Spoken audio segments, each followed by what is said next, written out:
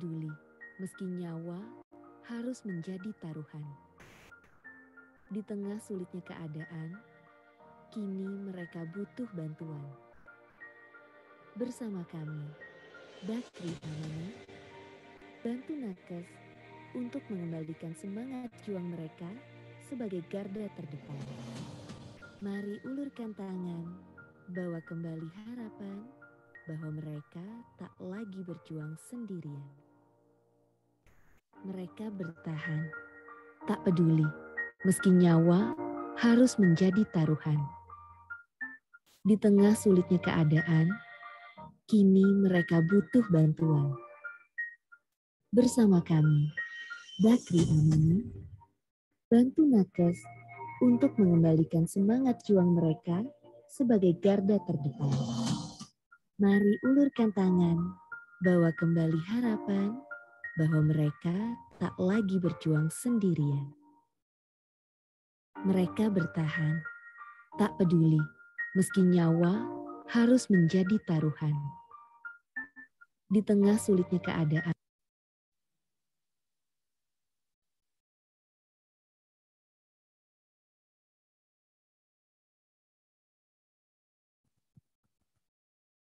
Alhamdulillah guru kita sudah hadir, Ustadz Agung, Ustadz Azhari sudah hadir di tengah-tengah kita. Assalamualaikum Ustadz Azhari, sehat Kiai.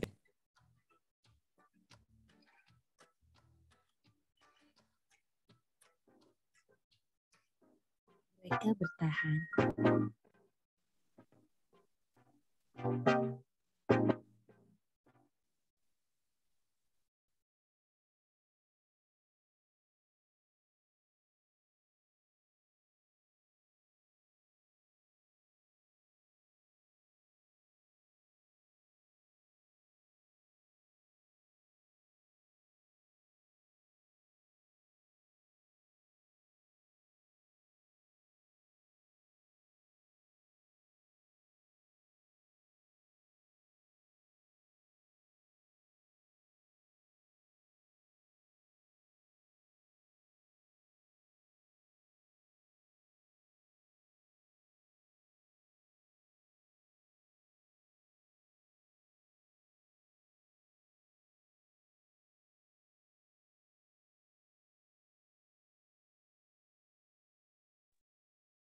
Assalamualaikum.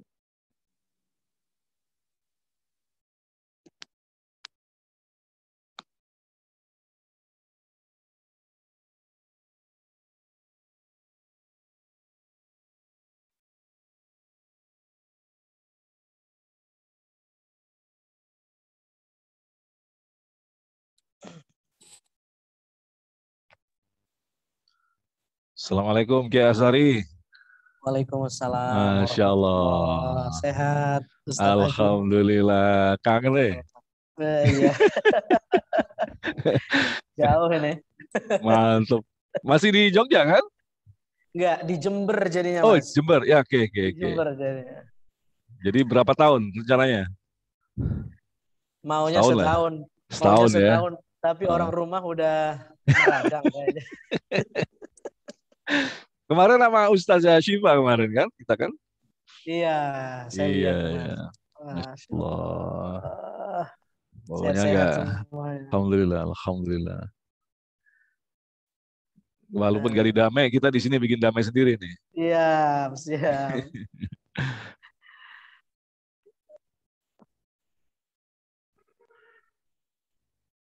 Ustadz Zul mana Ustadz Zul? Hadir Kiai, Alhamdulillah. Antum gimana kabarnya Kiai? Wush, gagah banget ah. Alhamdulillah. Alhamdulillah sehat, sehat. Alhamdulillah sehat. Alhamdulillah. Nabil gimana Nabil? Nabil, sehat banget dia. Masya Allah. Luar biasa. Sama ganteng aja antum nih. Ish. Ini kalau diginiin konsep ceramah bisa hilang nih kalau beginian. Allahu Akbar. Masya Allah. Kiai Hisham. Assalamualaikum Kiai. Waalaikumsalam warahmatullahi Masya Allah. Apa kabar? Baik, semua kelihatan segar ya. Amin, amin, amin. Alhamdulillah. Ya mudah-mudahan Amin. segera back to normal. Amin, amin. Amin. Amin ya Allah. Udah kalau rindu lihat wajah sih sudah hampir setiap hari ya. Tapi ketemu. Takut ketemu pun jaga jarak ya, kayak. Ya. Tapi luar biasa Ustadz Agung. Masya Allah. Kita melakukan perenungan i'tikaf selama sudah hampir 2 tahun.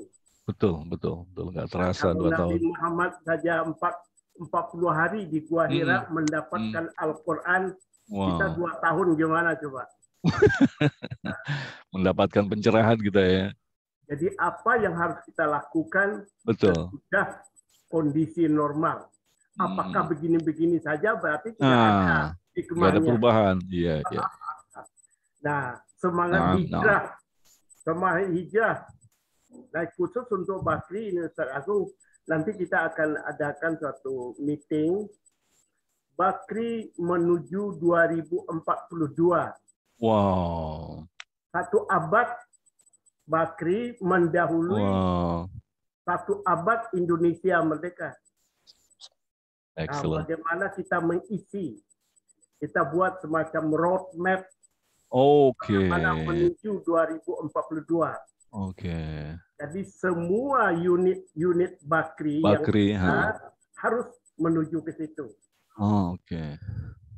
Successfully in business and social activities. Itu. Cakep. Masya Allah. Kita seirama semua.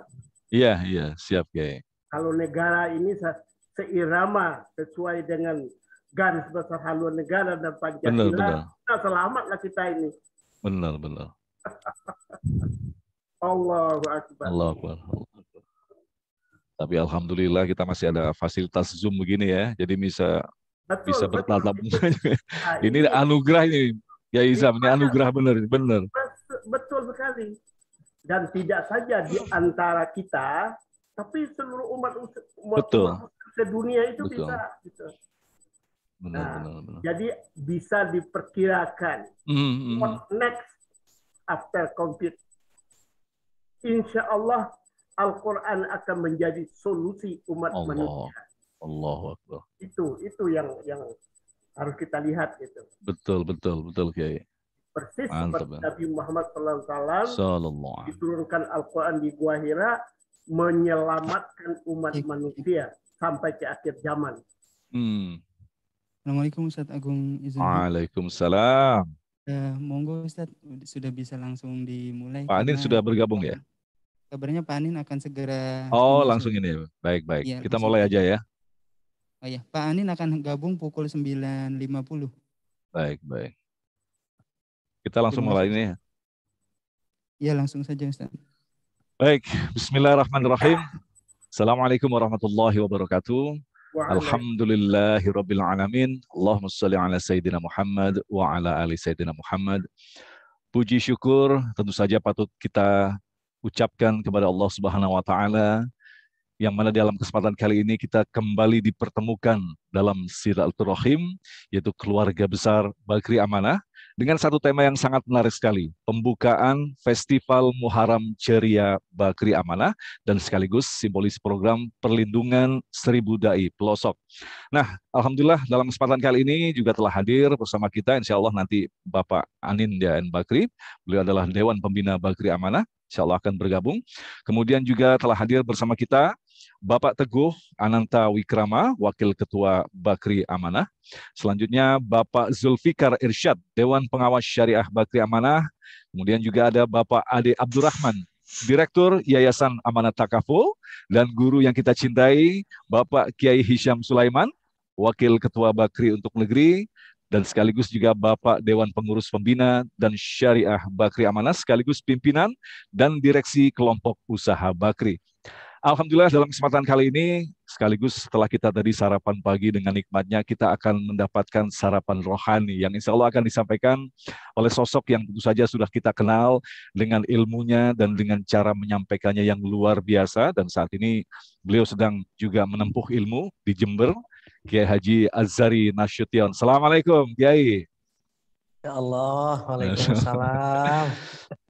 Baik, jadi Alhamdulillah, jadi kepada para peserta, jangan lupa persiapkan nanti untuk mengajukan pertanyaan yang insya Allah akan mengangkat tema tentang kelebihan atau keutamaan bulan Muharram. Nah, insya Allah nanti kita akan menjawab dalam waktu yang disediakan. Untuk itu kita akan simak baik nanti apa yang akan diberikan oleh guru kita. Baik, sebagai pembukaan pertama, kami persilakan, kita akan menyampaikannya kepada Ustadz Syahabuddin, Imam Masjid Al-Bakri untuk membacakan ayat suci Al-Quran. Kami persilakan.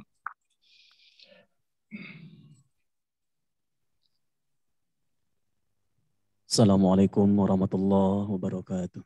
Waalaikumsalam warahmatullahi wabarakatuh. أعوذ بالله من الشيطان الرجيم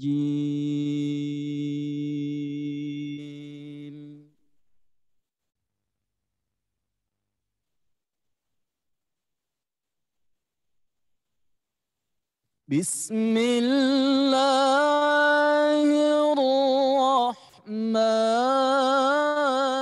الرحيم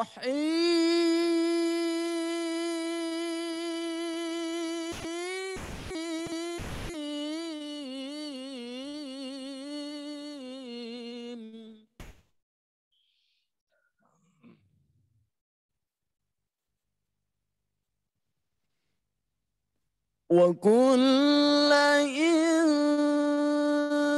إنسان ألزمناه طائره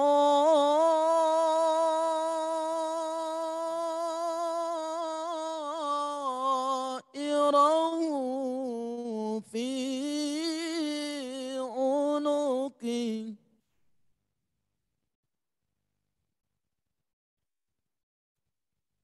ونخرج له يوم القيامة كتابا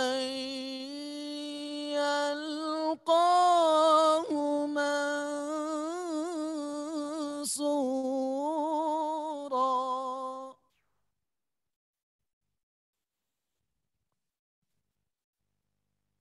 اقرأ كتابك كفى بنفسك اليوم عليك حسيبا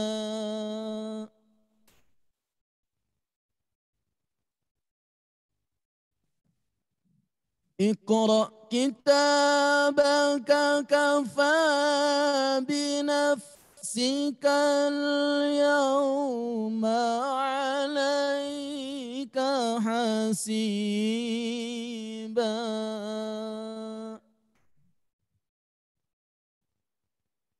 بسم الله الرحمن الرحيم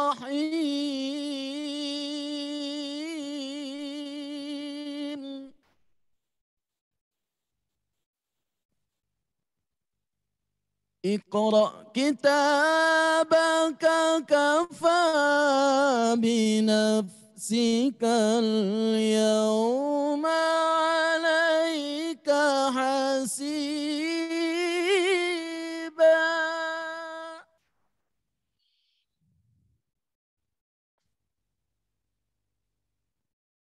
اقرأ كتابك كفى بنفسك اليوم عليك حسيبا صدق الله العظيم. Assalamualaikum warahmatullahi wabarakatuh. Waalaikumsalam warahmatullahi wabarakatuh. Jazakallah kepada Ustadz Syihabuddin, Imam Masjid Al-Bakri yang baru saja membuka acara kita dalam kesempatan kali ini dengan pembacaan ayat suci Al-Quran. Saya juga akan kembali menyapa dari beberapa bapak-bapak kita yang juga baru saja bergabung. Saya melihat tadi ada Pak Andi Syahrandi, kemudian Bapak Lalumara, juga ada Pak Hayu Prabowo, Pak Haris Wisnu. Assalamualaikum semuanya. Baik. Kita akan lanjutkan lagi untuk memasuki pada acara yang berikutnya sambil menantikan kehadiran daripada Bapak Anin. Kami persilakan sambutan akan disampaikan oleh Wakil Ketua Bakri Amanah, Bapak Teguh Ananta Wikrama. Kami persilakan. Assalamualaikum warahmatullahi wabarakatuh. Waalaikumsalam warahmatullahi wabarakatuh. Ala israfi anbiya wa mursalin wala alihi washabihi ajmain.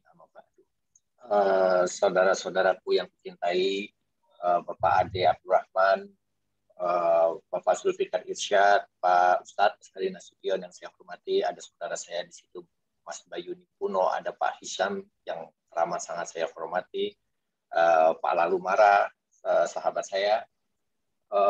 Hari ini saya mewakili Pak Roy, Pak Hendrayanto Makasakti, yang tiba-tiba ada kegiatan lain yang tidak bisa tidak bisa ditinggalkan. Beliau menyampaikan salam hormat untuk kita semua.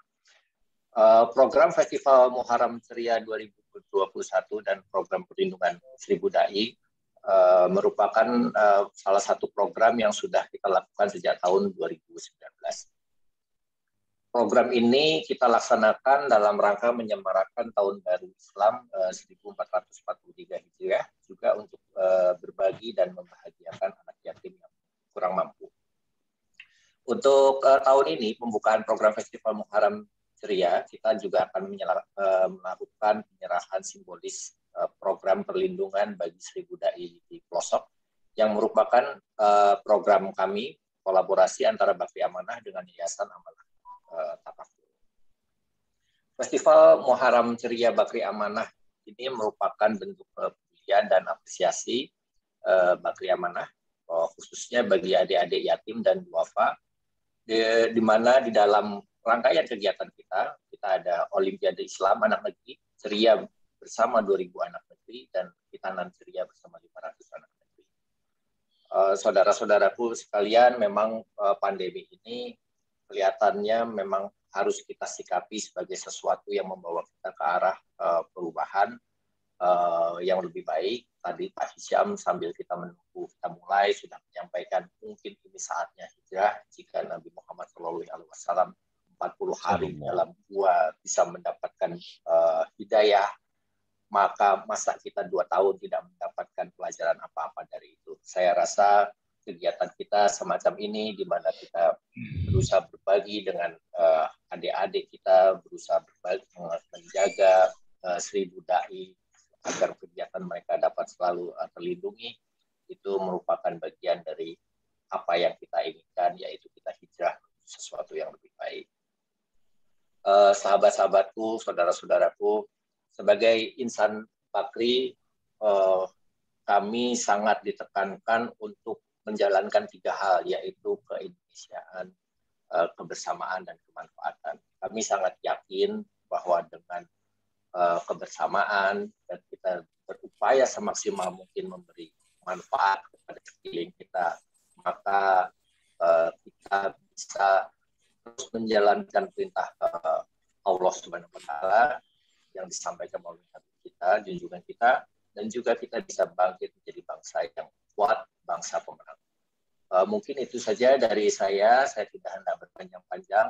Sekali lagi saya ucapkan terima kasih semua kepada yang sudah hadir, juga perwakilan dari para donatur, dan tak lupa saya ucapkan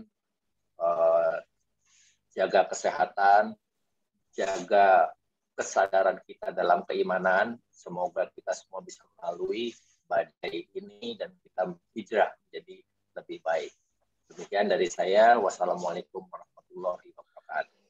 Waalaikumsalam warahmatullahi wabarakatuh. Luar biasa sekali. Ini adalah bukti bahwa Bakri Amanah telah memberikan kontribusi yang luar biasa. Memang benar, di era COVID ini Mungkin Ustadz Azhari Nasution juga menyadari dan guru-guru kita yang lain menyadari tidak seperti pada saat belum adanya COVID. Mereka bisa menuju keluar Jawa, bahkan keluar negeri. Tapi ternyata sekarang ceramah kebanyakan hanya dilakukan di Zoom. Dan ini ternyata direspon yang sangat luar biasa sekali oleh gerakan daripada Bakri Amanah dengan menyampaikan program perlindungan 1000 dai pelosok. Insya Allah bukan sekedar 1000, nanti bakal 2000, 30.000 dan seterusnya insya Allah. Mudah-mudahan kita diberikan kemudahan dengan langkah-langkah yang luar biasa ini. Baik, selanjutnya kami persilakan kepada Bapak Ade Abdurrahman. Beliau adalah Direktur Yayasan Amanah Takaful untuk menyampaikan sambutannya. Tafadhol. Bismillahirrahmanirrahim. Assalamualaikum warahmatullahi wabarakatuh. Waalaikumsalam. Innal hamdalillah wassalatu wassalamu ala Rasulillah wa ala alihi wa sahbihi wa man tabi'ahum bi ihsanin ila yaumil qiyamah ma ba'd. Yang saya hormati Bapak Anindya Bakri, Dewan Pembina Bakri Amanah. Yang saya hormati Bapak Teguh Ananta Wikrama, Wakil Ketua Bakri Amanah. Yang saya hormati Bapak Haji Zulfikar Irsyad, Dewan Pengawas Syariah Bakri Amanah. Lalu guru kita Bapak Hisham Sulaiman, kemudian para pengurus yang lain. Terima kasih atas kesempatan yang diberikan kepada kami. Mari sama-sama kita ucapkan syukur kehadirat Allah Subhanahu wa taala atas kesempatan yang masih diberikan kepada kita. Semoga Allah senantiasa memberkahi kita dan bangsa ini. Amin. Salat dan salam mari sama-sama kita sanjungkan kepada junjungan kita Nabi besar Muhammad sallallahu alaihi wasallam yang telah memberikan contoh yang terbaik kepada kita bagaimana kita meniti hari-hari yang sementara di dunia ini. Bapak Ibu sekalian, kemarin kami bertemu dengan Wakil Bupati Kebumen untuk diskusi tentang Gemati, gerakan mematikan TV plus HP di sebuah desa di Semampir Kebumen, Buayan. Itu adalah program di mana desa itu seluruhnya karena Muslim, seluruhnya di jam 6 selepas sholat maghrib sampai isya itu mematikan TV dan semua gadget. Dan kemudian mengisinya dengan pertama baca Al-Quran, kedua belajar, dan ketiga bertemu dengan keluarga. Jadi di sana hampir sudah 8 bulan berjalan dan alhamdulillah penilaian kami karena kami pernah sidak mendadak ke rumah penduduk, alhamdulillah seluruhnya menjalankan program itu. Dari jam 6 sampai jam setengah 8 itu mati TV, HP dimatikan, kemudian mereka mengaji. Nah, salah satu di antara apresiasi kami kepada para pelaksana kampung Quran di Kebumen itu, termasuk guru-gurunya adalah kami memberikan apresiasi berupa amanah kad, yaitu memberikan bantuan kepada mereka ketika mengalami musibah. Kenapa kami jalankan ini? Kami melihat bahwa program serupa gitu ya, memberikan bantuan di saat kondisi mendesak seperti itu justru jarang dilakukan secara terorganisir gitu ya. Maka kemudian kami bentuk sebuah program yang kami sebut dengan amanah kad. Apa itu amanah kad? Yaitu memberikan bantuan tunai ketika mereka dirawat di rumah sakit sesuai dengan jumlah hari perawatannya. Kemudian apabila meninggal dunia, kami berikan bantuan juga berupa uang takziah. Dan kemudian ketika mereka mengalami cacat tetap total tidak bisa melaksanakan tugas karena kecelakaan, maka kami buatkan usaha, diberikan modal usaha. Itu program yang kami berikan bersama dengan Bakri Amanah hari ini untuk 1000 dai. Ada 4 kelompok masyarakat yang kami siapkan bantuan serupa itu. Yaitu pertama guru ngaji, kemudian dai di pelosok, kemudian para marbot masjid, dan relawan kemanusiaan. Alhamdulillah untuk para dai, untuk para marbot masjid selama ini kami bekerja sama dengan Dewan Masjid Indonesia. Misalnya dengan Jakarta, kami telah memberikan 1000 kartu untuk para marbot di Jakarta. Memang jumlahnya tidak memenuhi seluruh masjid karena data terakhir di DMI Provinsi Jakarta itu kalau tidak salah ada 2.500 masjid. Lalu dengan Dewan Masjid di Banten, Provinsi Banten itu ada 600 para marbot. Dan dengan lembaga-lembaga yang mengirimkan para dai ke pelosok seperti Dewan Dakwah Islam Indonesia. Apa yang diberikan? Pertama, ketika mereka mengalami sakit dan dirawat di rumah sakit, kami memberikan bantuan sebesar 200.000 per hari. Memang tidak cukup untuk menggantikan biaya rumah sakit gitu ya. Mudah-mudahan biaya rumah sakitnya di cover oleh BPJS, itu asumsi kami. Kami hanya memberikan bantuan penggantian transportasi keluarganya, atau kalau mereka semula pedagang sambil dagang, penggantian penghasilan hariannya yang tidak mereka dapatkan karena dirawat di rumah sakit. Sebesar 200.000 per hari. Kalau dirawat 3 hari berarti insya Allah 600.000. Kalau 10 hari ya berarti 2 juta gitu ya. Lalu kalau kemudian mereka meninggal dunia karena sakit tersebut atau karena sakit lainnya, maka kita berikan bantuan kepada mereka uang takziah sebesar 5 juta. Ditambah dengan biaya penguburan sebesar 2,5 juta. Jadi sekitar 7,5 juta. Kalau mereka mengalami kecelakaan dan kemudian meninggal akibat kecelakaan itu, kita berikan bantuan 10 juta kepada mereka. Ditambah dengan uang penguburan 2,5 juta, jadi 12,5 juta. Tadi kalau kemudian akibat kecelakaan mereka mengalami cacat tetap total tidak bisa bekerja kembali, maka kami berikan bantuan berupa modal usaha kepada mereka sebesar 10 juta. Sekali lagi memang ini belum memenuhi semua kebutuhan yang kita bisa berikan. Tapi pada saat-saat kritis itu biasanya justru bantuannya jarang diberikan atau tidak besar. Maka upaya kami dengan dana cadangan yang kami siapkan sedikit, tapi bisa memberikan bantuan kepada para dai, para marbot masjid, para guru ngaji, dan para relawan kemanusiaan dengan manfaat yang cukup besar.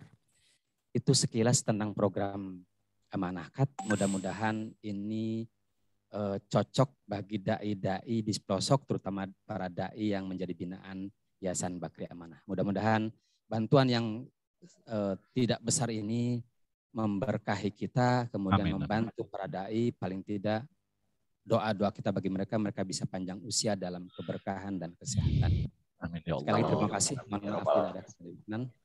Wa'alafu minkum. Wassalamualaikum warahmatullahi wabarakatuh. Waalaikumsalam warahmatullahi wabarakatuh.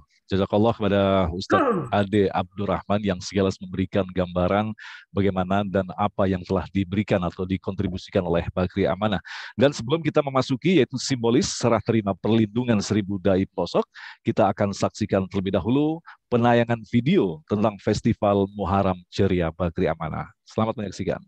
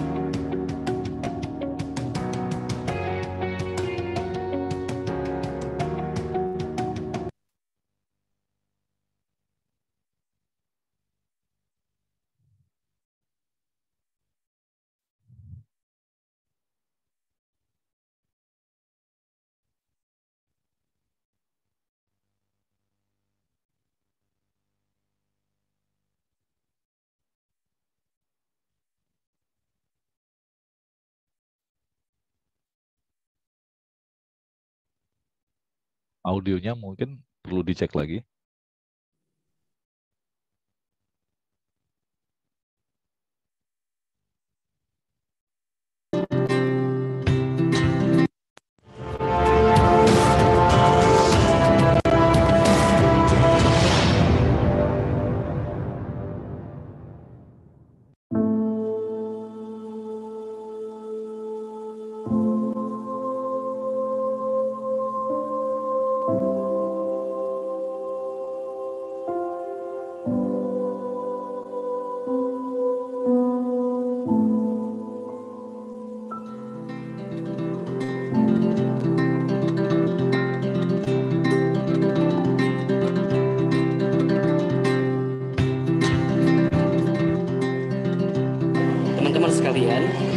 Setiap kita dititipkan harta oleh Allah Subhanahu wa Ta'ala, dan ketika kita diberikan amanah tersebut, maka kita harus memanfaatkannya di jalan yang baik. Hari ini saya memegang kartu amanah atau amanah card yang dalam hal ini ada program sedekah asuransi, solusi membantu di saat kritis. Program ini cocok banget, pas banget agar kemudian harta kita bukan hanya menjadi bekal di dunia, tapi insya Allah dengan ikut program ini harta kita akan menjadi bekal menuju surganya Allah Subhanahu wa Ta'ala. Mudah-mudahan dan kami yakinkan 1000 dibalas 10.000, 10.000 lipat gandakan 70.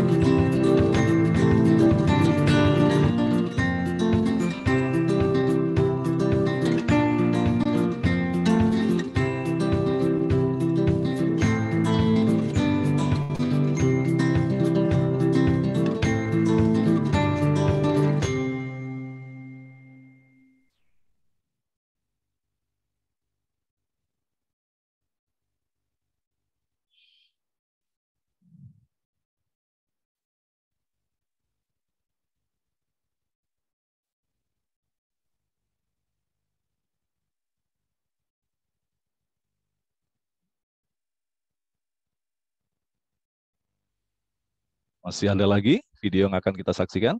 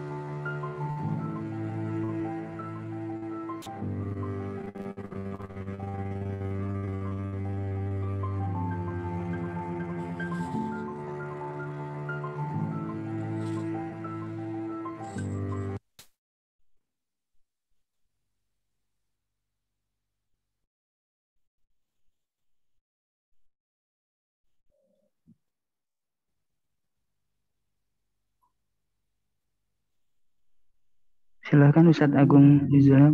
Baik, terima kasih. Masya Allah, sebuah video singkat yang memberikan pelajaran bagi kita untuk mengingatkan kembali sebuah nasihat bagi kita bahwa ternyata masih banyak pekerjaan rumah yang harus kita lakukan. Tapi Alhamdulillah, setidaknya kita telah melakukan sebuah gerakan untuk membantu mereka memulihkan ekonomi mereka di tengah ujian yang sangat berat yang kita rasakan, yaitu COVID-19, hingga meruntuhkan banyak segi kehidupan manusia, diantaranya adalah meningkatnya angka kemiskinan.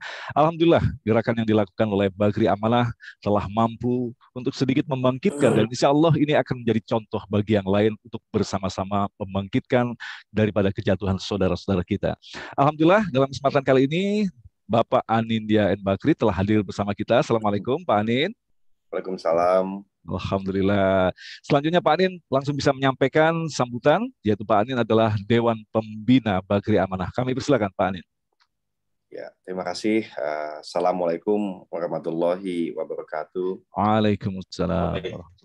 Teman-teman sekalian yang tidak bisa saya sebutkan satu persatu, di sini banyak sekali petinggi-petinggi Bagri Amanah dan juga para relawan saya lihat di sini, dan tentunya kepada Bina Usaha Mandiri yang ikut bergabung, ada Mizu Sawa, maupun juga petinggi-petinggi dari grup Bagri, dan tentunya Ustadz sendiri yang saya hormati untuk hadir di acara hari ini. Dan saya lihat juga di sini ada petinggi-petinggi, senior-senior dari Bagri untuk negeri, dan juga ya saya lihat pengurus-pengurus dari Bagri Amanah di sini yang selalu setia untuk membantu atau mencoba untuk berpartisipasi, apalagi di era pandemi ini. Bapak, Ibu-Ibu sekalian, yang pertama, di bulan Muharram ini adalah salah satu dari 4 bulan yang sangat haram ya, jadi sangat suci. Jadi apabila kita memulainya dengan cara yang baik, apalagi mencoba memberikan manfaat bagi masyarakat luas yang lebih membutuhkan, itu tentu suatu yang memang sangat saya hargai, dan saya juga sangat yakini bahwa inilah manfaat bagi suatu kelompok usaha. Ya. Karena kelompok usaha ya tentunya berusaha mencari rezeki, keberuntungan, tapi harus juga memberikan dampak sosial yang jelas, apalagi di saat yang kita lagi pandemi 100 tahunan dan keadaan sosial ekonomi, kesejahteraan sangat terganggu. Jadi ini sangatlah baik. Dan yang kedua, program Festival Muharram Ceria 2021 ini dan juga program pelindungan 1000 dai pelosok ini sangat baik ya. Karena bukan saja kita bicara mengenai dampak sosial yang baik di Jakarta, tapi juga ke seluruh pelosok negeri. Dan alhamdulillah dengan tema Festival Muharram Ceria 1443 Hijriah, yaitu Ciptakan Ceria di bulan istimewa ini, mendapat juga support yang luar biasa dari Insan Bagri dan perusahaan-perusahaannya beserta Majelis Taklim, khususnya ya Majelis Taklim dari kelompok usaha Bagri. Dan kedepannya memang kita lihat mitra-mitra kita di sini tidaklah mungkin kita berbuat baik biarpun sebagaimanapun tanpa kolaborasi dengan teman-teman yang hadir di sini. Karena dengan kolaborasi ini bukan hanya membuat menjadi hasilnya lebih agregat dengan gotong royong tadi, tapi juga siapa tahu bisa menularkan kepada kelompok usaha lain yang tentu bisa membuat justru lebih besar dan lebih baik lagi. Mewakili pengurus Bagri Amanah, dengan ini di sambutan saya dengan mengucapkan Bismillahirrahmanirrahim, saya resmikan Festival Muharram Ceria Bagri Amanah 1443 Hijriah. Semoga anak-anak para peserta lomba dapat lebih semangat untuk berkompetisi dengan sportif. Di penghujung, harapan saya semoga program pelindungan 1000 dai pelosok dan Festival Muharram Ceria ini dapat berjalan lancar. Membawa kemanfaatan, keberkahan bagi kita semua, seluruh insan Bakri dan masyarakat yang menerima manfaat dari acara ini. Secara internal, kami berharap ajang ini juga bisa memperkuat silaturahmi dan sinergi agar memberikan kontribusi yang terbaik bagi kita. Karena kadang-kadang jangan-jangan perekatnya ialah niat baik untuk memberikan manfaat kepada masyarakat. Sekali lagi saya berterima kasih kepada teman-teman yang saya lihat semua di sini. Sangat banyak yang hadir, sangat banyak yang sahabat kolega yang familiar. Dan dengan ini kami buka dan selamat berbakti untuk negeri, terutama di zaman pandemi ini. Sekali lagi terima kasih. Wassalamualaikum warahmatullahi wabarakatuh. Waalaikumsalam warahmatullahi wabarakatuh. Baik, terima kasih Bapak Anindya Bakri, Dewan Pembina Bakri Amanah yang sekaligus membuka Festival Muharram Ceria Bakri Amanah dan simbolis program perlindungan 1000 dai pelosok. Dan sebagai simbolis juga kita akan ikuti serah terima perlindungan 1000 dai pelosok yang akan disampaikan oleh Ustadz Zulfikar Irsyad. Tafadhol.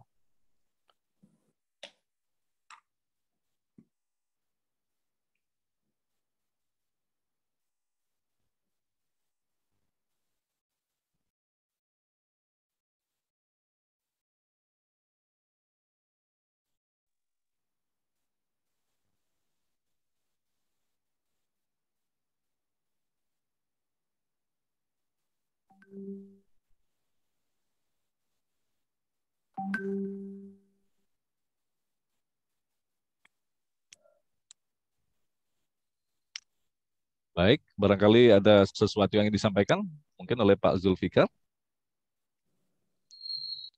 Ya, inilah sebuah bentuk nyata daripada program Bakri Amanah untuk memberikan bantuan kepada 1000 dai di pelosok-pelosok Indonesia. Insya Allah mudah-mudahan acara seperti ini juga akan sekaligus memberikan inspirasi bagi gerakan-gerakan yang lain untuk bersama-sama membangkitkan taraf untuk kualitas kehidupan daripada saudara-saudara kita, sebagian dari saudara-saudara kita yang tertimpa bencana COVID yang Masya Allah hingga sampai saat ini sudah memasuki di tahun yang kedua.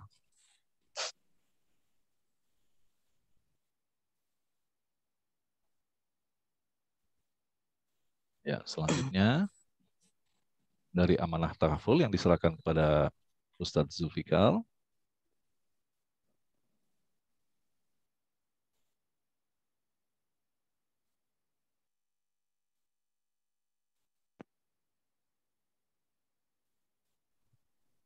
Silakan Ustadz, barangkali ada yang ingin disampaikan kepada kita. Bismillahirrahmanirrahim. Assalamualaikum warahmatullahi wabarakatuh. Waalaikumsalam warahmatullahi wabarakatuh. Yang sama-sama kita hormati Bapak Anindya Bakri dan juga segenap pengurus daripada Yayasan Bakri Amanah dan juga segenap petinggi daripada kelompok usaha Bakri, Bapak Ibu hadirin sekalian, yang mohon maaf tidak dapat kami sebutkan satu persatu, namun insya Allah tidak mengurangi rasa hormat dan takdim kami pada Bapak Ibu hadirin semuanya. Alhamdulillah pada pagi hari ini kita masih diberikan nikmat sehat iman dan Islam dari Allah Subhanahu wa taala sehingga kita dapat bersama-sama hadir walaupun tidak secara offline. Pada hari ini kita online, namun insya Allah tidak mengurangi rasa syukur kita kepada Allah Subhanahu wa taala. Salawat, ring salam senantiasa tercurah keharibaan junjungan kita baginda Nabi besar Muhammad sallallahu alaihi wasallam beserta keluarga, sahabat dan juga yang akhir zaman nanti. Amin ya rabbal alamin. Bapak Ibu hadirin sekalian, sebagaimana yang tadi telah disampaikan oleh Bapak Anindya Bakri, bahwasanya alhamdulillah beliau membuka acara Festival Muharram Ceria 1443 Hijriah, di mana tadi secara simbolis juga sampaikan dalam Festival Muharram Ceria ini setidaknya ada 3 program yang akan dijalankan. Yang pertama yaitu adalah Olimpiade Islam Anak Negeri yang insya Allah pada tahun ini akan diselenggarakan kurang lebih dari 8 provinsi yang sudah mendaftarkan untuk acara tersebut. Yang kedua adalah santunan pada anak yatim dan duafa. Insya Allah akan dibagikan pada kurang lebih 2.000 anak yatim yang tersebar di 27 provinsi di Indonesia. Nah, yang ketiga adalah insya Allah kita akan laksanakan khitanan untuk negeri. Insya Allah kita akan laksanakan ada di 6 provinsi di Republik Indonesia ini kurang lebih kita sampaikan di daerah Lampung, selanjutnya di Bogor, di Jawa Timur, di Palu, dan juga di Jawa Barat. Ya, insya Allah dari beberapa program ini harapan kita juga bisa disupport oleh seluruh pihak, ya, baik donatur maupun dari perusahaan, dari kelompok usaha Bakri dan juga yang lainnya.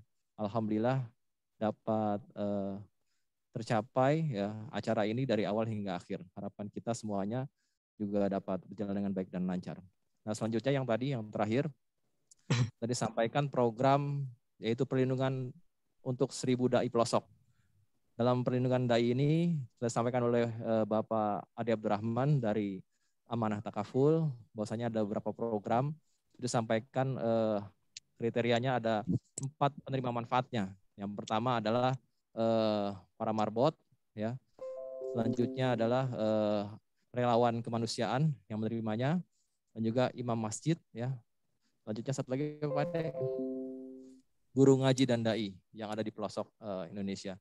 Insya Allah mungkin ini adalah satu hal kecil yang dapat kita kerjasamakan, mudah-mudahan dapat berkembang lebih banyak lagi penerima manfaatnya, dengan harapan usaha kita yang kecil ini dapat lebih besar lagi dan juga dapat bermanfaat bagi banyak orang. Sebagaimana filosofi dari kelompok usaha Bakri, setiap rupiah yang dihasilkan insya Allah dapat bermanfaat bagi orang banyak.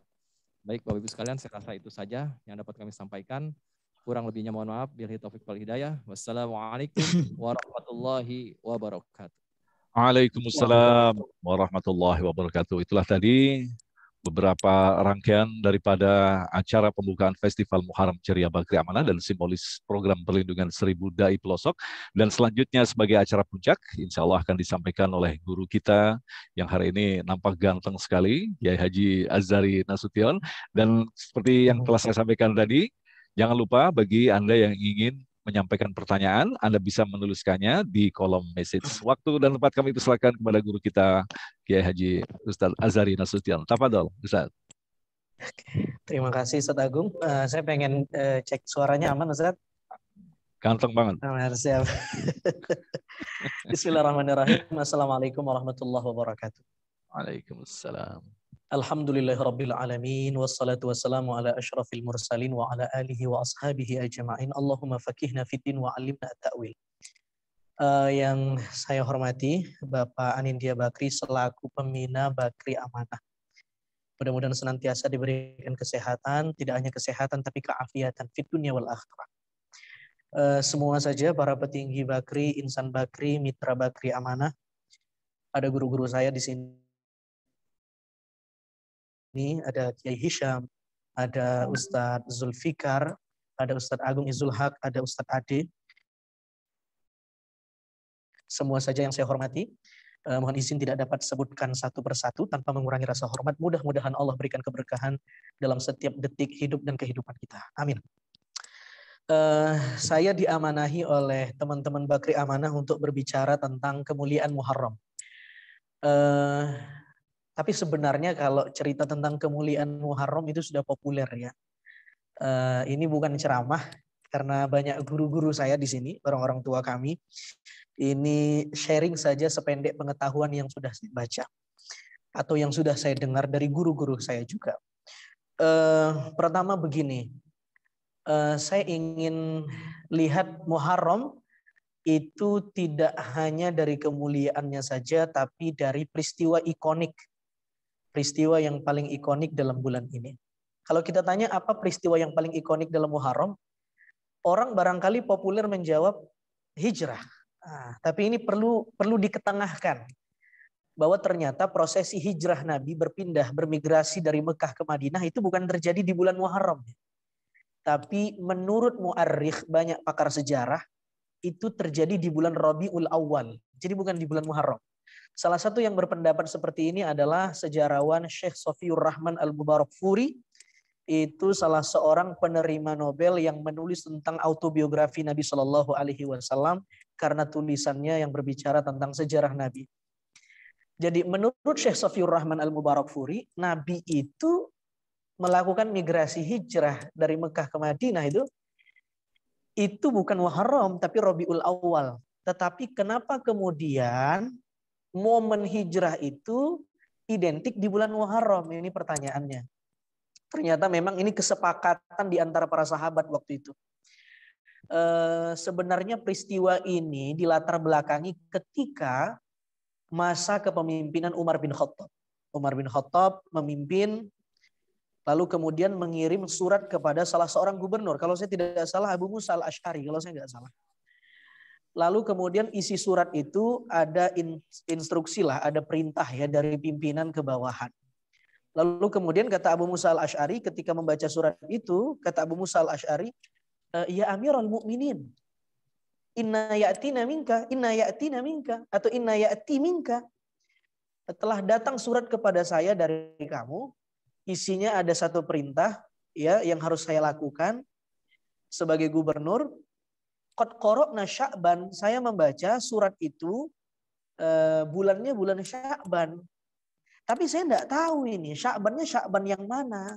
Sya'ban tahun ini atau Sya'ban tahun kemarin atau gimana? Nah, inilah peristiwa yang melatar belakangi bagaimana kemudian para sahabat ketika itu bersepakat, yuk kita buat tahun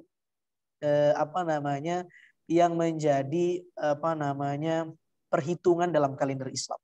Jadi suku Arab itu punya bulan tapi nggak punya tahun. Jadi cara suku Arab mengingat tahun itu dilihat dari momen apa yang paling berkesan ketika itu. Makanya kalau di buku-buku sejarah itu kapan Nabi lahir, itu nggak ada tahunnya. Yang ada tahun gajah, karena momen yang paling berkesan atau peristiwa besar yang terjadi pada saat itu ketika Nabi lahir adalah bagaimana kemudian salah seorang pemimpin tirani dari Yaman yang bernama Abrahah ingin menginvasi kota Mekah. Nah, lalu kemudian tidak lama setelah itu, kalau kata sejarawan itu sekitar 50 hari dari peristiwa tentara bergajah yaitu Abrahah itu dimusnahkan oleh Allah, lahirlah Nabi SAW. Jadi ketika ditanya kapan Nabi lahir, tahunnya tahun gajah. Jadi nggak ada tahun 1 Hijri, nggak ada tahun 2 Hijri, nggak ada tahun 3 Hijri. Karena bangsa Arab nggak punya tahun. Nah, karena Abu Musa al-Asy'ari ini nggak tahu ini Sya'bannya di tahun kapan, maka muncul usulan. Wahai Amirul Mukminin, kita buat tahun aja deh, biar enak nih administrasi umat Islam, ya kira-kira supaya walaupun kemudian waktu itu sudah ada tahun Masehi, ya sudah ada tahun, tapi itu peradaban tahun bangsa-bangsa lain, bukan bangsa Arab. Aslinya bangsa Arab nggak punya tahun. Jadi Umar bin Khattab kemudian memutuskan, ya kita harus punya tahun nih, supaya administrasi kita lancar, ya, supaya administrasi kepemerintahan itu lancar. Maka berkumpullah para sahabat menentukan kira-kira kalau kita buat tahun, dihitung bulan pertama itu dari mana dan momennya kapan tahun 1 itu. Maka disepakati, kita buat aja tahunnya ketika Nabi lahir. Tapi ada yang nggak setuju. Jangan ketika Nabi lahir gitu loh. Ada yang bilang kita ambil saja momen tahun 1 Hijri itu, tahun umat Islam itu ketika Nabi wafat. Jangan juga. Karena kalau hitungannya tahun umat Islam itu dilihat dari peristiwa Nabi wafat, orang bukan malah makin semangat, tapi setiap masuk tahun baru Islam makin sedih karena mengingat kewafatan Nabi SAW. Maka muncul satu usulan dari para sahabat, kita buat saja momennya itu ketika Nabi hijrah dari Mekah ke Madinah, peristiwa yang sangat heroik. Bagaimana Nabi SAW berjuang itu, ya, meninggalkan kampung halamannya, pindah ke Madinah dan lain-lain. Dan ini bentuk kemenangan umat Islam karena ketika Nabi hidup di Mekah tidak leluasa, tidak bebas melaksanakan perintah dan ajaran praktik-praktik keagamaan. Tapi ketika Nabi pindah ke Madinah, Nabi bebas menjalankan praktik keagamaan. Nah, saat itulah kemudian kata sahabat, kayaknya itu cocok deh. Kita jadikan peristiwa Nabi hijrah itu sebagai landasan penentuan tahun 1 umat Islam. Oke, disepakati. Sekarang orang mulai berhitung, oke, peristiwanya sudah ketemu, tapi bulannya yang mana nih? Ada Muharram, ada Sya'ban, ada Rabiul Awal, ada Rabiul Akhir, ada Ramadan yang mulia dan lain-lain. Muncul satu usulan. Usulannya adalah Muharram aja. Kenapa Muharram? Karena Muharram itu orang baru kumpul di Mekah melaksanakan haji. Umat Islam habis muktamar di Mekah. Ya, muncul semangat, muncul keakraban, muncul kebersamaan kalau kata teman-teman dari Bakri Amanah tadi, ya. Muncul kebersamaan, ya. Lalu kemudian muncul semangat juang.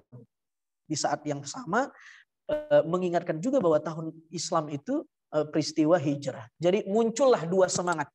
Satu semangat hijrah, yang kedua semangat umat Islam berkumpul di Mekah lalu pulang kembali ke kampungnya masing-masing di bulan Muharram. Maka disepakatilah meski hijrah Nabi tidak terjadi di bulan Muharram, tetapi karena kesepakatan para sahabat, Muharram dijadikan titik tolak, ya, landasan untuk menentukan tahun 1 umat Islam. Jadi itu dari sisi historis, ya, peristiwa yang melatar belakangi terbentuknya tahun baru Islam. Itu yang pertama. Nah, kalau kemuliaan tentu banyak, ya. Muharram ini banyak sekali lah dalam teks-teks agama itu. Salah satu kemuliaannya disebut Syahrullah, bulannya Tuhan, bulannya Allah. Setiap sesuatu yang diatributkan ke Allah itu pasti mulia. Allah mempredikatkan bulan ini sebagai bulan Allah, bulannya. Ini mesti mulia. Contohnya ada rumah yang diatributkan pada nama Allah, namanya Baitullah, Ka'bah, pasti mulia. Al-Quran itu disebut kitabullah, kitab Allah, kitab yang mulia. Ya. Termasuk juga bulan ini disebut dengan Syahrullah, bulannya Tuhan, bulannya Allah. Seolah-olah predikat ini menunjukkan atau memberi stimulus kepada kita harus memperbanyak taqarrub, ya, pendekatan kepada Allah di bulan ini. Karena itu disebut dengan Muharram. Muharram itu kata Syekh Alimuddin As-Sakhawi dalam Al-Masyhur fil Asma'il Ayyami Wasyuhur, beliau katakan annal Muharrama summiya bidzalika likaunihi syahran muharraman. Jadi kenapa Muharram itu disebut dengan bulan Muharram? Karena syahran muharraman. Bulan yang suci dan terlarang. Jadi makna Muharram itu ada dua. Jadi kalau kita dengar bulan haram, wah ini beda konteks antara haram dalam bahasa agama dengan padanannya ketika diserap menjadi bahasa Indonesia. Haram dalam bahasa agama itu kadang-kadang maknanya dua, satu terlarang, yang kedua asyaraf, suci. Biasanya orang semakin mulia, semakin suci, semakin hebat kedudukannya, semakin banyak larangan-larangan pada dirinya. Kalau kita ketemu dengan pemimpin kita, baik pemimpin perusahaan, ya, atau pemimpin negeri ini, atau guru kita yang kita muliakan, ini kan orang-orang yang mulia nih.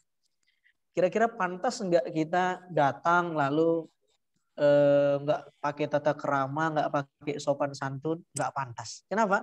Karena yang kita jumpa itu orang yang mulia. Karena dia mulia, makin banyak aturan dan larangan bagi siapapun yang ingin berkomunikasi dengan dia. Nah, Muharram ini karena mulia, disebut bulan haram, bulan yang mulia, maka semakin bulan ini mulia, semakin banyak larangan-larangan yang harus kita indahkan. Nggak boleh perang. Itu dalam tradisi Arab, orang dulu hobinya perang, tapi ketika masuk Muharram genjatan senjata. Nggak boleh perang antar suku. Kenapa? Ini bulan mulia, banyak larangannya. Tidak boleh minum minuman keras, ya, nggak boleh melakukan sesuatu kemungkaran karena ini bulan mulia. Jadi itu secara leksikologi, ya, secara bahasa kenapa dia disebut syahran muharraman. Tapi yang menarik begini, lebih penting dari itu, saya ingin kita semua, bapak-bapak, ibu-ibu, ya, peserta Zoomiyah acara Bakri ini, Bakri Amanah, bagaimana kita bisa menapaktilasi perjalanan dinas spiritual Nabi SAW dari Mekah ke Madinah itu yang mari sama-sama kita kontekstualisasikan bagi diri kita, perusahaan kita, ya, dan tempat kita tinggal, ya, bermasyarakat dan lain-lain. Ini luar biasa, luar biasa. Ini mari kita lihat kontekstualisasi hijrah. Satu, apa pelajaran yang bisa kita dapat? Satu, hijrah itu mengajarkan kepada kita. Ini nomenklatur yang viral, ya. Orang kalau hijrah, ini kan lagi viral ini. Hijrah. Ya, itu kalau kita berselancar di Google itu, sebut kata hijrah itu berapa kali disebut sama Google, itu saking viral. Nah, tapi kita nggak pengen hijrah yang atribut saja dan hijrah yang apa namanya, yang trendy tetapi kering dari secara makna spiritual. Apa pelajaran hijrah? Satu, hijrah itu, prosesi hijrah Nabi itu mengajarkan agar kita menjadi insan manusia yang kreatif. Punya strategi menjalani hidup. Dan harus unik. Kadang-kadang strategi itu harus out of the box, ya. Itu pelajaran dari hijrah. Kenapa? Nabi itu dikepung sama pasukan Quraisy Mekah. Dikepung, lalu Nabi dapat bocoran dari Tuhan, dari Allah, ya. Orang Quraisy Mekah itu berkumpul di balai desa yang disebut dengan Darun Nadwah. Darun Nadwah ini dibuat oleh kakek Nabi yang bernama Qusay. Ya, Muhammad bin Abdullah bin Abdul Muthalib bin Hashim bin Abdul Manaf bin Qusay. Jadi kakek Nabi yang keurutan berapa itu yang membuat balai desa itu. Bayangkan bapak-bapak, ada orang yang ingin membunuh Anda, tetapi konspirasinya di satu tempat, gedung, aula, yang aula itu dibuat oleh kakek kita sendiri. Wah, ini menyedihkan sekali. Jadi orang pengen bunuh Nabi dan berencana membunuh itu, ya, rapatnya di gedung dibuat oleh kakek Nabi sendiri. Namanya Qusay. Orang berkumpul bagaimana Nabi ini dakwahnya sudah berkembang pesat, nggak boleh dibiarkan, harus dibunuh Nabi. Nabi dapat bocoran, berangkat. Kamu harus berangkat wahai Nabi SAW. Maka Nabi berangkat. Banyak strategi itu untuk Nabi bisa lolos. Padahal secara hitungan manusiawi, matematis, nggak mungkin Nabi bisa lolos. Nggak mungkin Nabi bisa lolos. Karena Nabi secara apa namanya tidak punya kekuatan, nggak punya kekuatan. Karena jumlah umat Islam masih terlalu sedikit dibanding mayoritas Quraisy Mekah ketika itu. Apa yang dilakukan Nabi? Nabi pakai siasat, strategi, begitu kreatif. Nabi menyuruh Ali bin Abi Thalib, ya, menggantikan posisi tidurnya di kamar Nabi sendiri, seolah-olah orang akan menduga yang tidur itu adalah Nabi. Ternyata ketika disingkap Ali bin Abi Thalib. Itu satu. Yang kedua, ini yang menarik sekali dan jarang dibuka, ya. Nabi itu apa namanya? Posisi Madinah itu dari Mekah itu kan sebenarnya arah utara dari kota Mekah. Yathrib namanya dulu, belum Madinah. Jadi utara kota Mekah, Madinah itu posisinya. Tapi hebatnya Nabi punya strategi hijrah, dia ke Madinah, Nabi SAW tidak lewat arah utara, tapi selatan. Sebab kalau Nabi lewat utara, dan ini trek yang populer, masyhur, diketahui banyak orang, Nabi pasti akan ketangkap. Jadi Nabi luar biasa strateginya. Nabi kemudian tidak lewat utara, Nabi lewat arah selatan. Tentu dengan beberapa kekurangan. Kekurangannya adalah seharusnya kalau ke Madinah itu hanya bisa nyampe dengan cepat, tetapi karena Nabi lewat selatan, ini memakan waktu yang sangat jauh. Nabi lewat arah selatan, dan ini membuat Quraisy Mekah, ya, orang-orang Quraisy Mekah sulit menemukan Nabi. Men-tracking Nabi itu sulit. Ini Nabi lewat mana? Kok nggak ketemu? Karena Nabi lewat jalur yang berbeda. Apa pelajaran yang bisa kita ambil? Andai Nabi pakai cara-cara yang biasa, cara-cara yang udah populer, boleh jadi Nabi sudah akan terbunuh di pertengahan jalan. Tapi Nabi mengajarkan dengan hijrah itu kita harus kreatif, punya strategi, baik di perusahaan, ya, baik menjalankan kehidupan ini, ya, itu harus punya strategi. Harus punya strategi seperti Nabi hijrah. Nabi lewat jalur selatan. Nah, Nabi tidak langsung ke Yathrib, tapi Nabi transit di Gua Sur. Kalau kita umroh atau haji tentu dibawa ziarah di sekeliling itu, termasuk di Gua Sur. Nabi transit di sana. Supaya ini juga strategi. Nabi tidak langsung ke Yathrib, kalaupun pada akhirnya kebaca jalur Nabi ke Madinah, harapannya nggak ketemu karena Nabi itu nggak langsung ke Yasrib tapi ke Gua Sur. Itu yang pertama. Yang kedua, apa pelajaran hijrah yang bisa kita ambil? Mari kita ini berkolaborasi dalam hal apapun, ya, dalam perusahaan, dalam berumah tangga, kolaborasi sama istri, ya, kepada teman, mitra bisnis kita, mitra perusahaan dan lain-lain. Dan saya husnuzon, kenapa Bakri Amanah atau perusahaan Bakri lah yang banyak memberi kebermanfaatan dari dulu sampai sekarang ini tetap bisa eksis, berbagi kemanfaatan di Indonesia ini, di negeri kita ini, tentu boleh jadi karena insan Bakri tidak hanya menjadi superman, tapi super team, kekuatan kolaborasi, ya. Tadi saya dengar apa dari siapa tadi, saya punten, keindonesiaan, ya, kebersamaan, kebermanfaatan. Itu kan saya kira filosofi yang baik sekali, ya. Nah, hijrah mengajarkan itu. Begini,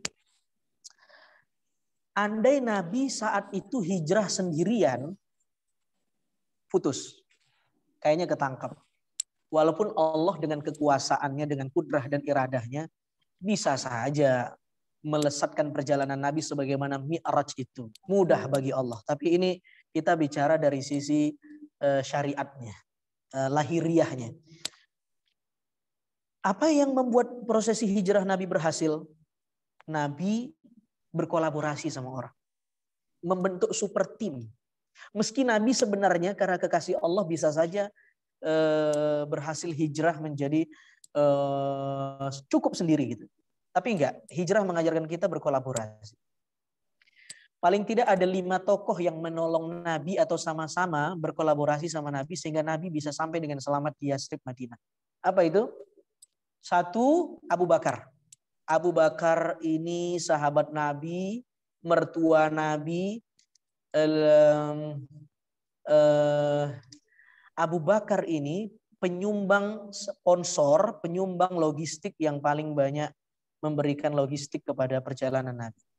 Dengan 2 armada ekor unta, itu kalau tanpa 2 ekor untanya milik Abu Bakar, masa iya Nabi jalan berapa hari bisa sampai itu. Jadi 1 Abu Bakar. Mitra perjalanan Nabi. Ya. Yang kedua setelah Abu Bakar adalah bapak-bapak, ibu-ibu, Abdullah bin Abu Bakar, anaknya Abu Bakar yang laki-laki. Wah, ini nggak kalah tanggung ini kontribusinya. Apa kontribusinya? Sebagai informan, ya, itu Abdullah bin Abu Bakar subuh-subuh naik ke Gua Sur, nyampein informasi, ya Rasul, Mekah kondisi aman, engkau belum terbaca. Nah, nanti, ya Rasul ini sudah mulai mau terbaca. Wah, itu informannya Abdullah bin Abu Bakar. Andai tidak ada Abdullah bin Abu Bakar, Nabi nggak bakal tahu tuh kapan harus keluar dari Gua Sur, kapan tidak. Oke.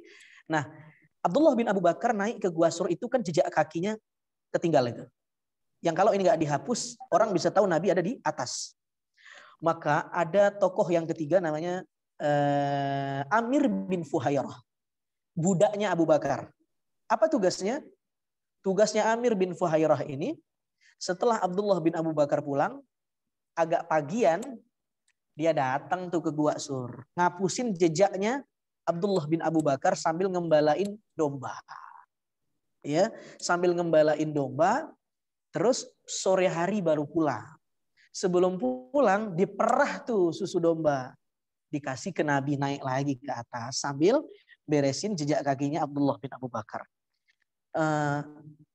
Selain Abdullah bin Amir bin Fuhairah, ada lagi Asma binti Abu Bakar, anak perempuannya Abu Bakar. Jadi Abu Bakar, masya Allah, wajar Abu Bakar itu orang yang paling dicintai Nabi Shallallahu Alaihi Wasallam. Ya, tidak ada sahabat yang bisa mengungguli kualitas Abu Bakar As-Siddiq karena memang perjuangannya menjalani dakwah Nabi luar biasa.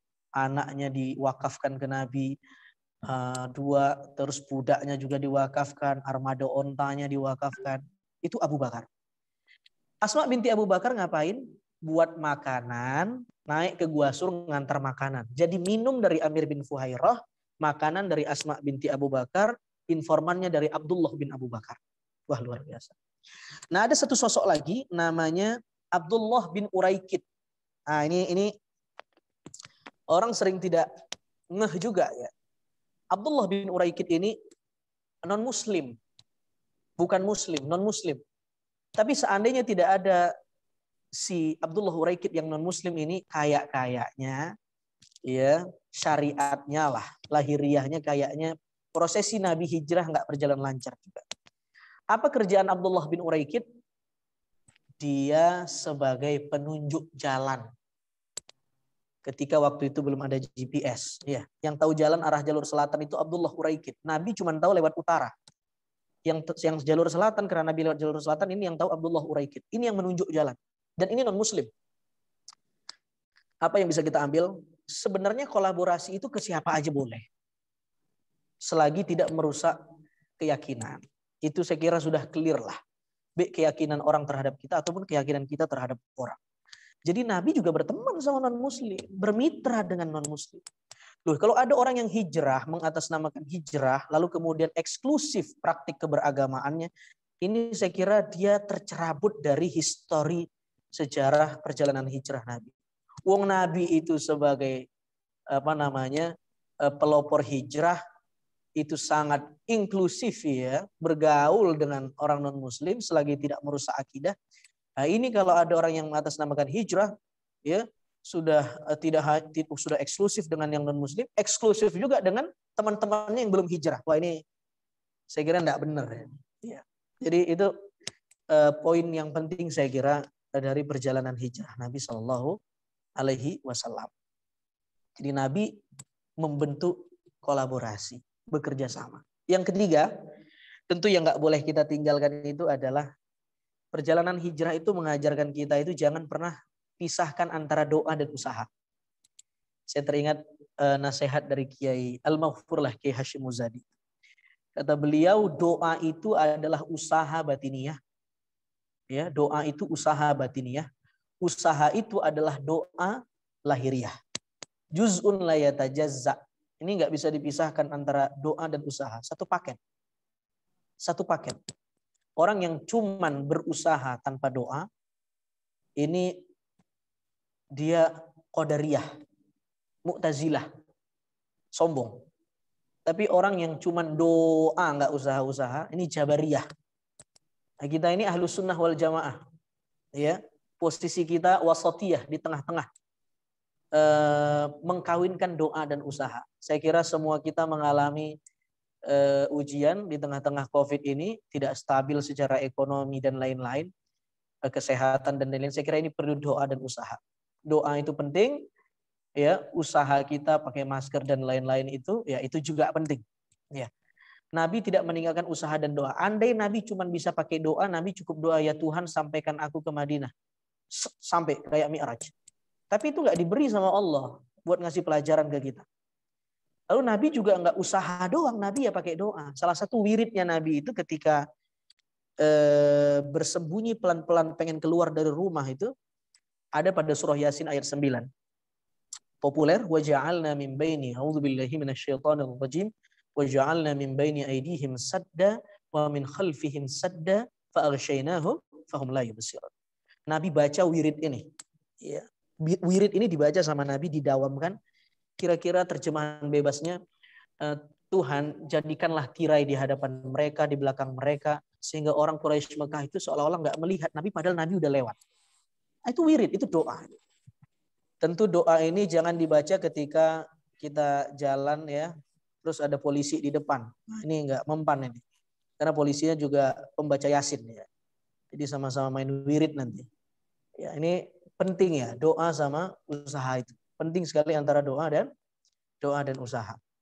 Bapak-bapak, terakhir saya kira sebelum tanya jawab, saya mohon izin kalau nanti tidak bisa membersamai sampai akhir, tapi mudah-mudahan bisa kalau sebelum zuhur, karena kondisi saya live ini jauh di Jember dan ini di masjid, ya, biar kondusif. Jadi tidak lagi di Jakarta.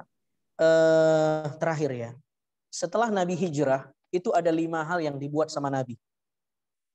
1, membangun infrastruktur spiritual. Masjid Nabawi.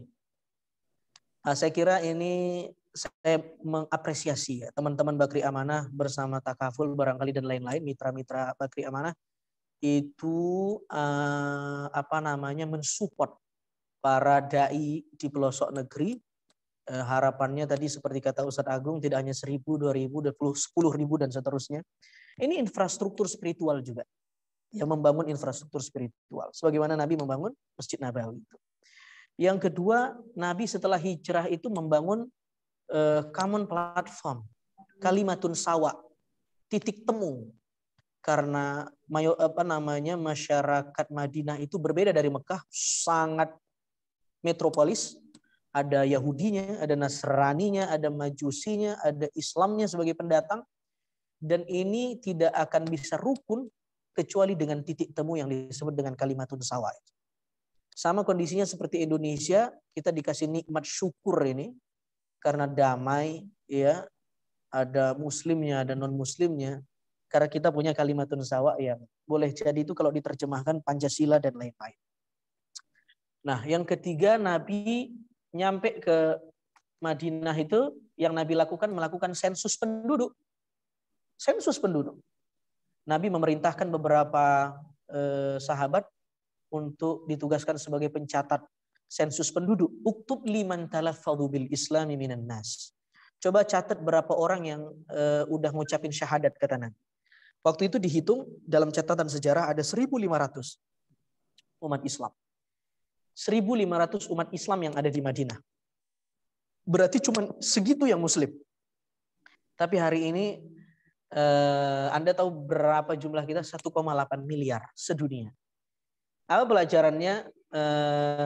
Nabi lebih melihat kualitas daripada kuantitas. Pertama yang ikut hijrah ya cuma berapa orang gitu ya. Dihitung lama-lama ya, dulu juga awal di Mekah ya yang masuk Islam cuman Sayyidah Khadijah, ya cuman Sayyidina Ali, ya, cuman segelintir orang. Tapi lama-lama banyak 1.500 orang dan sekarang 1,8 miliar. Ini saya kira juga penting. Mari kita utamakan kualitas. Saya harapannya ini teman-teman Bakri Amanah dan lain-lain mitranya tidak hanya mensupport dari sisi ekonomi finansial para dai pelosok, tetapi juga mensupport intelektualitas para dai. Ya, diajarkan barangkali skill-skill usaha dan lain-lain. Saya kira ini sudah dilakukan ya. Ini penting. Atau kemampuannya sebagai dai tetap ditingkatkan. Ya saya ke Jember ini ya juga ya untuk meningkatkan sumber daya saya sebagai dai itu, dan itu penting ya. Tidak boleh berhenti belajar dan itu penting ya. Nah, selanjutnya yang Nabi lakukan adalah Nabi melakukan inspeksi ke pasar-pasar Madinah. Apa yang Nabi lakukan? Nabi datang ke pasar-pasar Madinah dan Nabi bersabda, "Man ghassana falaysa minna." Siapa yang berbuat manipulatif, timbangannya dimainin, ya, itu bukan umat saya. Nah, jadi Nabi itu nggak cuma bicara agama di Madinah, tapi juga pemimpin masyarakat. Ia juga turun untuk merapikan regulasi pasar-pasar Madinah. Ya. Yang terakhir, Nabi melakukan penggalangan persaudaraan itu. Ya. Ukhuwah. Yang ini dipersaudarakan sama ini, yang Ansor dipersaudarakan dengan Muhajirin, yang pribumi Madinah disaudarakan dengan pendatang Mekah, itu dipersaudarakan sama Nabi Shallallahu Alaihi Wasallam. Karena itu kita disebut dengan innamal mu'minuna ikhwah. Ada ikhwah, ada ikhwan. Jadi saudara itu dalam umat Islam, dalam terminologi Islam, terminologi Al-Quran itu ada dua, ada ikhwah, ada ikhwan. Apa bedanya? Kalau ikhwan itu saudara non genetis. Bisa saudara ideologi, itu ikhwan. Tapi kalau ikhwah itu saudara sedarah, genetik. Itu ikhwah. Contohnya innal mubadzirin, itu orang-orang yang mubadzir itu ikhwannya setan. Disebut ikhwan karena kita nggak satu ayah satu ibu sama setan, tapi kita kalau mubazir ya sama-sama seideologi sama setan. Tapi ada ikhwah ini saudara-saudara. Nah, hebatnya ketika menyebut ikhwah dalam Quran, Nabi menyebut innamal mu'minuna ikhwah. Umat Islam itu ya ikhwah. Apa maksudnya? meski dia bukan saudara sedarah, tetapi karena dia saudara se-Islam, bagaikan saudara sedarah. Karena itu diksi yang dipakai bukan ikhwan tapi ikhwah. Nah, itulah kebersamaan tadi saya kira di komunitas kita dan lain-lain. Mudah-mudahan Bakri Amanah tetap menjadi lembaga filantropis yang menebar kebermanfaatan. Saya sangat mengapresiasi sekali acara-acara semacam ini. Ada Festival Muharram, ada perlindungan bagi 1000 dai pelosok negeri. Karena memang realitanya begini, Pak. Dakwah itu ya punya ini juga, punya penyangga, punya rukun. Satu, pertama doa, dai-nya. Kalau nggak ada dai ya repot. Siapa yang mau menyampaikan? Satu. Yang kedua, mad'u. Ada dai-nya tapi nggak ada mitra dakwahnya. Pendengarnya nggak ada, ya repot juga. Jadi perlu mad'u. Yang ketiga, rukun dakwah itu, ya penyangga dakwah itu maddah, konten. Konten ini penting. Itu yang saya bilang tadi, 1000 dai pelosok ini juga jangan hanya disupport secara finansialnya, tapi lebih daripada itu intelektualitasnya, spiritualitasnya dan lain-lain. Ya, diundang guru-guru, lalu kemudian dan lain-lain. Kontennya perlu. Ya, kita perlu dai-dai yang cerdas, tidak hanya menghafal teks-teks agama, tapi mengkontekstualisasikan teks-teks agama, apalagi menjadi dai di pelosok negeri itu, wah tantangannya berat. Kalau saya mungkin pulang saya. Karena udah biasa ceramah di TV, enak. Mad'unya udah siap menerima dalil.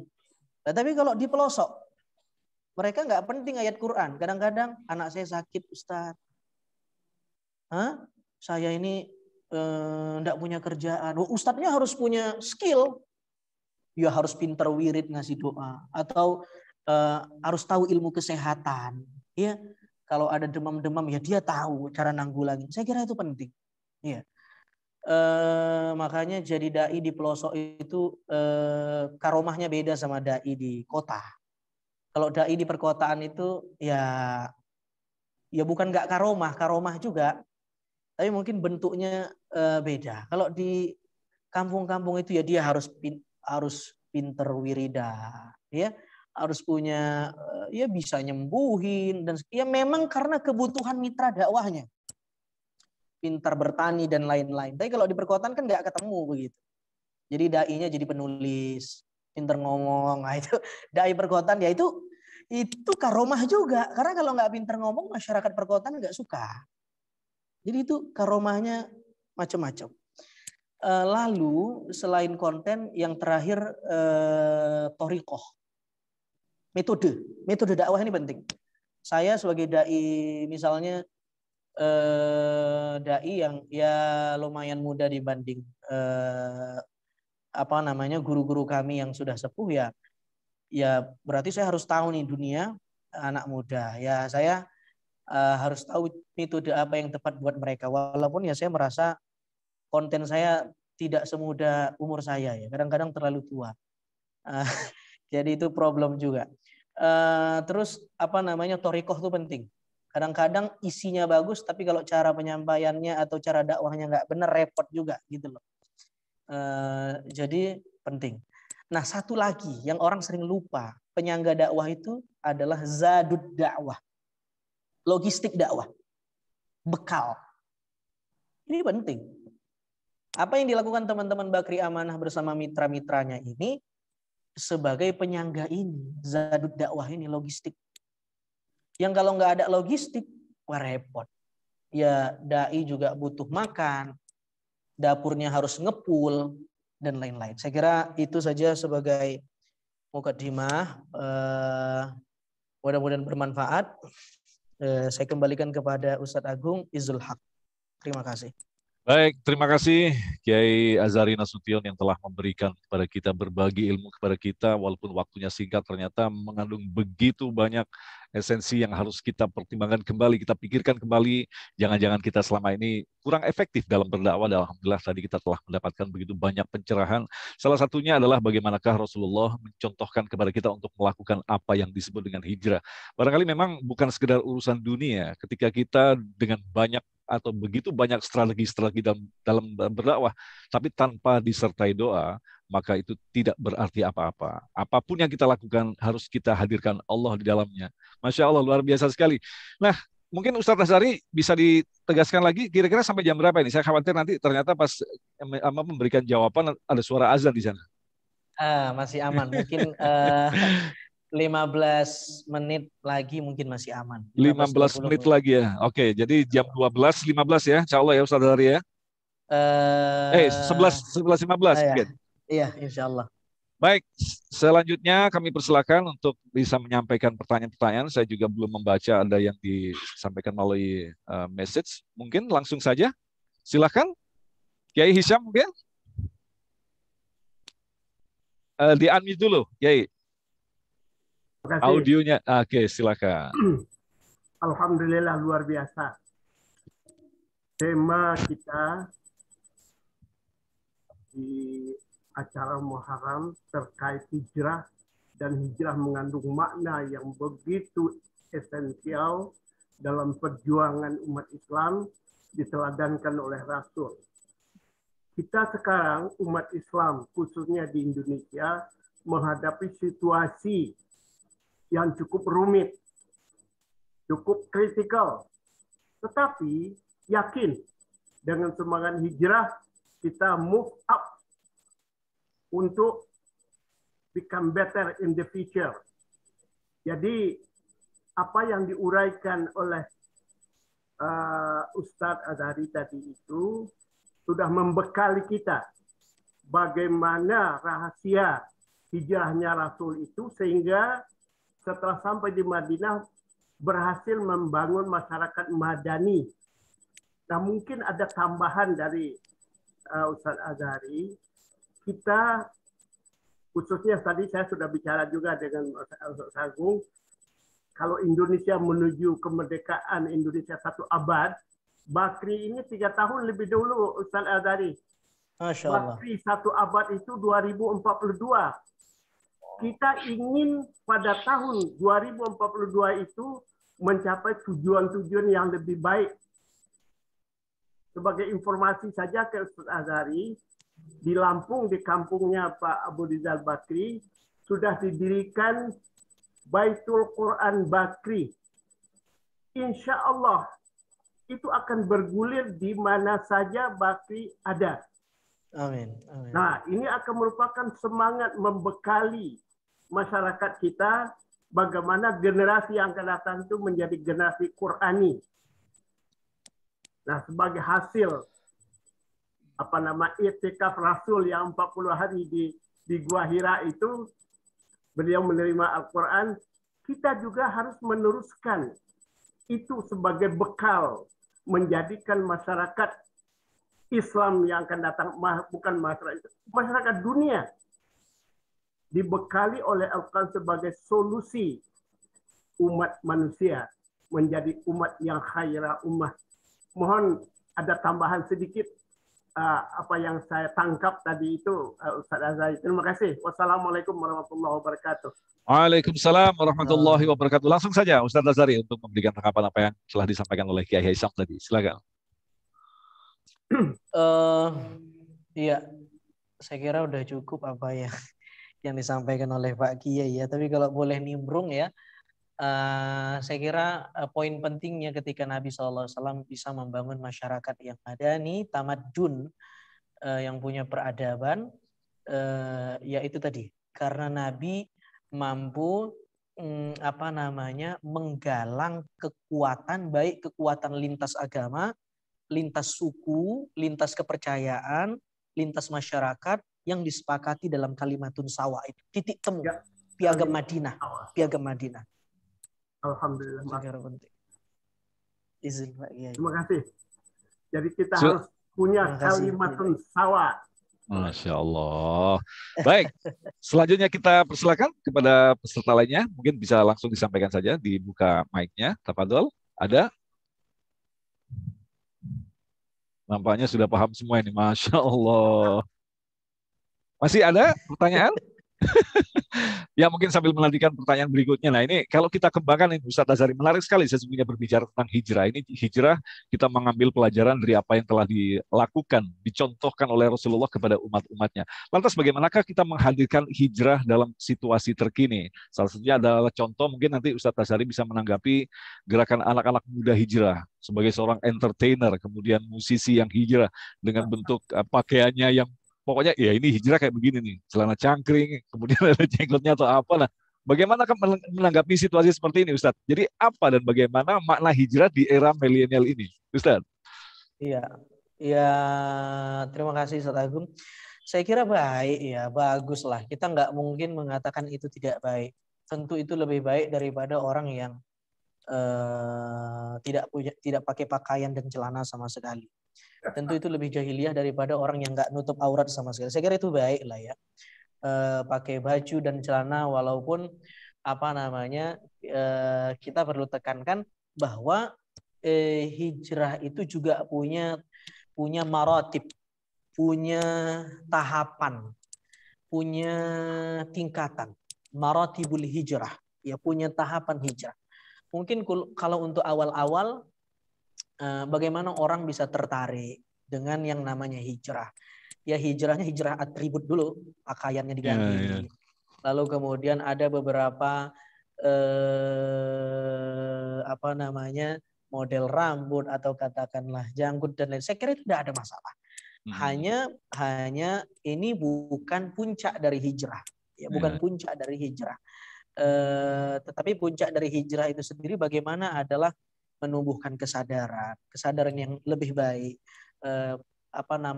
praktik keberagamaan yang lebih baik,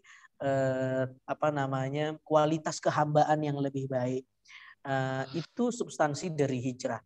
Sehingga dia ketika hijrahnya di level atribut, pakaian, janggut, ya kan, komunitas, saya kira itu baik. Tetapi dia masih perlu hijrah lagi. Dari hijrah atribut ke hijrah yang hijrah yang lebih substansi, yaitu bagaimana nuntut ilmunya makin rajin sehingga wawasan keagamaannya yang makin luas, nggak milih-milih ustadz, nggak milih-milih narasumber. Kalau ini ustadz hijrah saya ikut, kalau ini ustadznya belum ustadz hijrah nih, masih ustadznya belum ya. Jadi repot ya. Jadi nah, teman-teman yang punya koneksi ke teman-teman yang mengatas dirinya hijrah ini, saya kira ini harus dikawal. Ini harus dikawal bagaimana ya mereka harus semangat ngaji, harus tetap banyak menggali ilmu, karena jangan sampai karena hijrahnya baru sekarang dia mengalami apa yang disebut dengan puber agama, euforia agama, sehingga kemudian puncaknya menyalahkan semua orang, hanya dia yang benar karena dia baru hijrah begitu, yang lain belum hijrah. Wah, ini repot. Jadi ini masalah yang baru lagi. Jadi sebenarnya itu baik, tetapi ya perlu tetap dikawal dan dikasih tahu bahwa ini loh hijrah itu perlu belajar lagi, perlu banyak mendengar lagi, menambal apa yang dulu kurang, kan begitu, menambal apa yang dulu kurang. Dan itu cara menambalnya harus banyak ngaji, termasuk ya ngajinya nonton Damai Indonesiaku yang di-hostin oleh Mas Agung Izul Haq, ya kan. Baik, terima kasih Ustadz Azhari. Oke, yang lain mungkin ada yang ingin disampaikan atau tanggapan atau barangkali pertanyaan? Silakan, langsung dibuka saja mic-nya. Mungkin dari Pak Zulfikar, Ustadz Zulfikar. Silakan, Ustadz. Ustadz Agung, kelihatannya sudah jam 11 sudah cukup, Ustadz. Oke, baik. Masih pada jam kerja ya kelihatannya. Jadi agak kurang fokus juga. Silakan Ustadz Agung. Baik, terima kasih. Saya undang satu lagi pertanyaan, kalau memang tidak ada, Kita anggap bahwa apa yang telah disampaikan oleh guru kita tadi, insya Allah akan menjadi bekal kita untuk terus-menerus memperbaiki kualitas hijrah kita dari tahun ke tahun, dan bukan sekedar celebration bahwa ini adalah bulan baru, tahun baru Islam, tetapi at least kita melakukan perubahan bukan untuk diri kita sendiri, tapi insya Allah kita akan lebih banyak lagi memberikan kemanfaatan bagi yang lain. Barangkali kalau tidak ada pertanyaan, kita langsung persilakan kembali kepada Kiai Azharin Nasution untuk menutup acara ini. Silakan, Ustaz. Terima kasih Ustadz Agung. Mohon izin Pak Kiai Hisham, Ustadz Zulfikar, Bapak Anindya Bakri, dan semua saja yang ada di Zoom yang begitu berkah ini. Mudah-mudahan kita senantiasa menjadi hamba Allah yang lebih baik Amin lagi. ya Allah ya Rabbana. Bisa diberi keistiqomahan dalam menjalankan agama. Mungkin nanti biar lebih berkah doanya dipimpin oleh Pak Kiai Hisham atau Ustadz Zulfikar saja. Masya Allah. Mohon izin saya tidak bisa sampai akhir ini Ustadz Agung. Baik. Mudah-mudahan bermanfaat. Hadanallahu wa iyyakum ajma'in. Wassalamualaikum warahmatullahi wabarakatuh. Waalaikumsalam warahmatullahi wabarakatuh. Baik, terima kasih Ustadz Azharin Nasution yang telah berbagi ilmu kepada kita. Sampai ketemu lagi. Baik, doa mungkin bisa disampaikan oleh Ustadz Zulfikar. Silakan Ustadz. Baik, berhubung di sebelah kita ada Ustadz Ade Abdurrahman. Nah, saya serahkan ke beliau nih. Silakan. Apa dulu Ustadz Ade? Mari sama-sama kita membuka doa kita dan istighfar 3 kali. Astaghfirullahaladzim, astaghfirullahaladzim, astaghfirullahaladzim. Lakal hamdu ya Allah ya Maulana ya Ma'budah ya Karim. Bismillahirrahmanirrahim. Alhamdulillahirabbil alamin. Hamdan na'imin, hamdan syakirin. حمدا يوافي نعمه ويكافئ مزيده يا ربنا ولك الحمد كما ينبغي لجلال وجهك الكريم وعظيم سلطانك. اللهم صل على سيدنا محمد وعلى سيدنا محمد. اللهم اجعل هذا جمعنا جمعا مرحوما. آمين يا الله. ولا تجعل تفرقنا تفرقا. آمين يا الله. برحمتك يا أرحم الراحمين. آمين آمين. إنا نسألك سلامة في الدين وعافية في الجسد وزيادة في العلم وبركة في الرزق وتوبة قبل الموت ورحمة عند الموت ومغفرة بعد الموت. آمين آمين. اللهم حوّن علينا في سكرات الموت والنجاة من النار والعفو عند الحساب. آمين يا الله. اللهم آتي نفوسنا تقواها وزكها أنت خير من زكاها أنت مولاها برحمتك يا أرحم الراحمين. ربنا آتنا في الدنيا حسنة وفي الآخرة آمين يا الله. وقنا عذاب النار. سبحان ربك رب العزة عما يصفون والسلام على المرسلين والحمد لله رب العالمين. Jazakallah khairan katsiran Ustadz Ade yang telah menutup acara yang mulia ini, Festival Muharram Ceria 1443 Hijriah. Mudah-mudahan kita nanti akan dipertemukan kembali dalam silaturahim selanjutnya. Sekali lagi terima kasih atas kehadirannya. Saya Agung Misbahak mohon undur diri dan mohon maaf atas segala kekurangan. Assalamualaikum warahmatullahi wabarakatuh. Waalaikumsalam warahmatullahi wabarakatuh. Salam sehat untuk semua teman-teman. Terima kasih buat semuanya yang telah join. Terima kasih, Pak Ihsan. Terima kasih. Hai Pak Ustadz Hamim, terima kasih. Kabarnya gimana Pak Ustadz? Alhamdulillah. Ya. Ya, kita hijrah semua ini. Insya Allah. Covid-nya harus hijrah. Ya, Covid juga harus hijrah. Mati kalau bisa.